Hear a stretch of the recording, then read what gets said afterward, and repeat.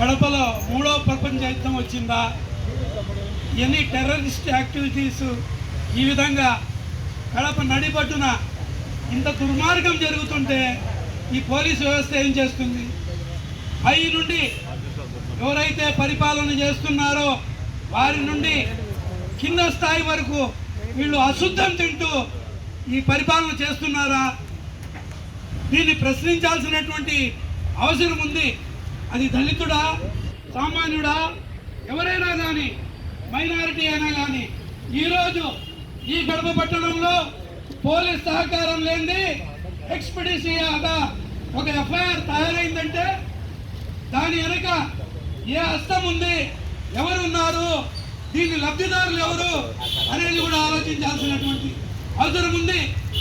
ఈరోజు ఒక సైనికుడు ఆ సైన్యంలో ఉండి భారత దేశాన్ని రక్షించిన వ్యక్తి ఇంటికే, వాళ్ళ కుటుంబానికే రక్షణ లేకపోతే ఇక పక్క దేశాల టెర్రరిస్టులు ఎందుకు రారు?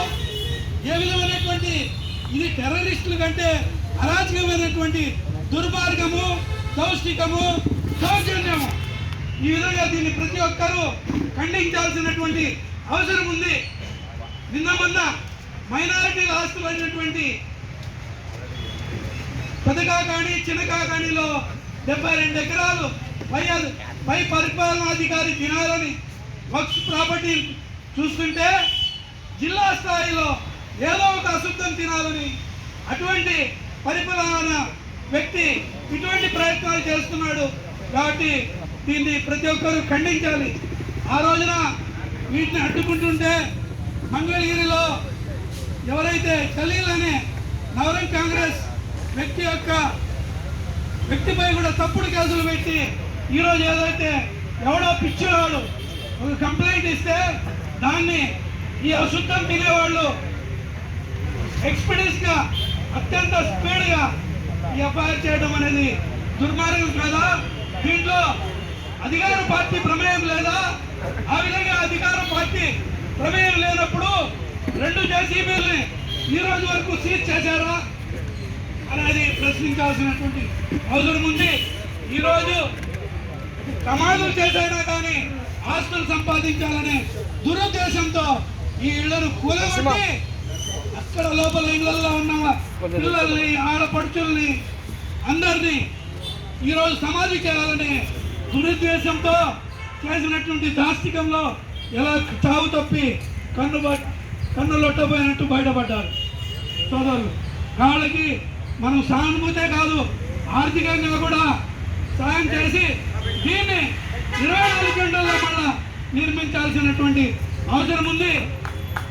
అదేవిధంగా అవసరమైతే వీధిలో భిక్షాటన చేసేనా కానీ ఈ యొక్క ఇంటిని ఎలా ఉందో అలా నిర్మించాల్సినటువంటి బాధ్యత మీరందరూ తీసుకుంటే మీతో పాటు మేము కూడా సహాయ సహకారాలు అందించి దీన్ని కుక్కగాటుకు చెప్పు దెబ్బ అన్నట్టు నిరూపిస్తామని చెప్తున్నాం. కాబట్టి సోదరులారా, మన ఐక్యతే మన శక్తి. ఈరోజు మనం శక్తి లేకుండా అశక్తులుగా ఉంటే మాత్రం ఈరోజు ఈ ఇల్లు, రేపు పక్కవాని ఇల్లు, అవతల కలెక్టర్ ఆఫీస్ని కూడా దోచుకుంటారు, కలెక్టర్ ఇంటిని కూడా దోచుకుంటారు, అవసరమైతే ఎస్పీ బంగ్లాని కూడా కూలగొట్టి ఆల్రెడీ కొంత పోలీసు వాళ్ళ యొక్క స్థలాల్ని దోచుకొని రూములు కూడా కట్టుకున్నారు.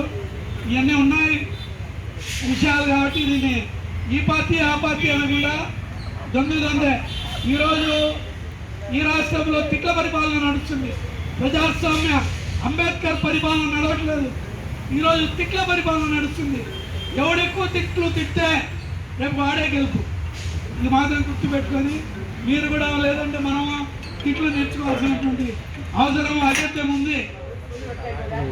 దీనికి ఒక యూనివర్సిటీ పెట్టడం వల్ల బాగుంటుందని మీరందరి సహకారాలు ఈ నష్టపోయిన కుటుంబానికి చేయించి బలపరిచి మనం వాళ్ళకి సానుభూతే కాదు సహాయ సహకారాలు కూడా అందించాలని ఇటువంటి అవకాశాలు మన యొక్క కమిటీ తీసుకొని బాధ్యత ప్రజల్ని ఆదుకోవాలని సెలవు తీసుకుంటాను.